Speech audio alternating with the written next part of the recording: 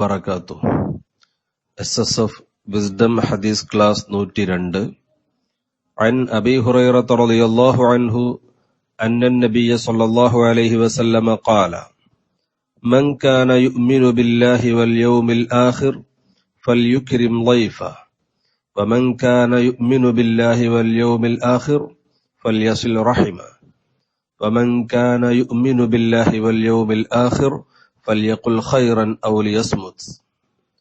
ബഹുമാനപ്പെട്ട ഇമാം ബുഖാരി, ഇമാം മുസ്ലിം റളിയല്ലാഹു തആല അൻഹുമ അടക്കമുള്ള പണ്ഡിതന്മാർ റിപ്പോർട്ട് ചെയ്യുന്ന ഹദീസ്.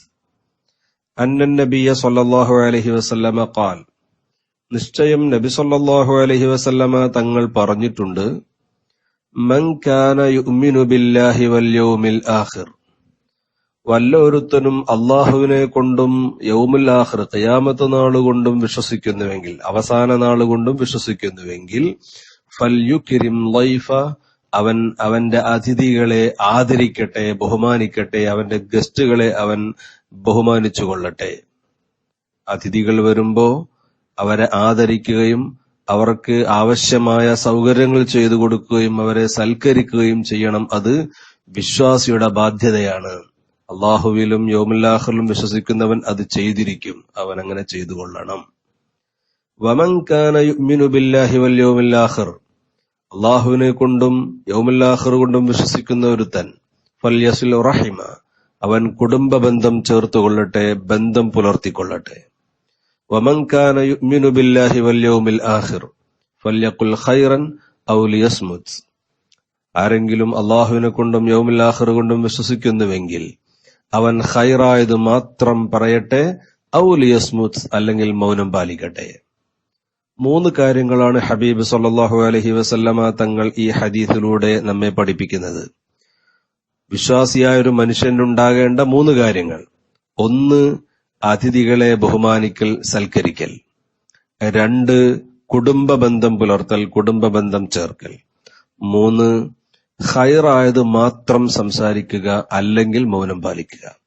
ഈ 3ഉം വളരെ പ്രധാനപ്പെട്ട കാര്യമാണ്. അതിഥി സൽക്കാരം ഹബീബായ നബി സല്ലല്ലാഹു അലൈഹി വസല്ലമ തങ്ങൾ, സഹാബികളൊക്കെ വളരെ ശ്രദ്ധയോടുകൂടെ കൈകാര്യം ചെയ്തിരുന്നൊരു വിഷയമാണ്. ബഹുമാനപ്പെട്ട ഇബ്രാഹിം നബി അലൈഹിസ്സലാം ഈ വിഷയത്തിൽ വളരെ സൽക്കാരപ്രിയനായിരുന്നുവെന്ന് പല ഗ്രന്ഥങ്ങളിലും വിശുദ്ധ ഖുർആനിൽ നിന്ന് തന്നെയും നമുക്ക് മനസ്സിലാക്കാവുന്നതാണ്. അപ്പോ അതിഥി സൽക്കാരം എന്നത് വെരി ഇമ്പോർട്ടന്റ് ആണ്. 3 ദിവസം വരെ അതിഥികൾ, നമുക്ക് വരുന്ന അതിഥികളായിരിക്കുമെന്ന് ഇസ്ലാം പഠിപ്പിക്കുന്നുണ്ട്. അപ്പോ അതിഥികളെ നാം വേണ്ട വിധം ആദരിക്കണം. പെട്ടെന്ന് അവർ പോകാൻ വേണ്ടി ആവശ്യമായ കാര്യങ്ങൾ സംസാരിക്കുന്നത് ഉചിതമല്ല എന്നർത്ഥം. മറ്റൊന്ന് കുടുംബ ബന്ധം പുലർത്തലാണ്. അതേക്കുറിച്ച് മുമ്പ് വിസ്ഡം ഹദീസ് ക്ലാസ്സിൽ തന്നെ മറ്റു ഹദീസുകളിലൂടെ പരാമർശിച്ചിട്ടുണ്ട്.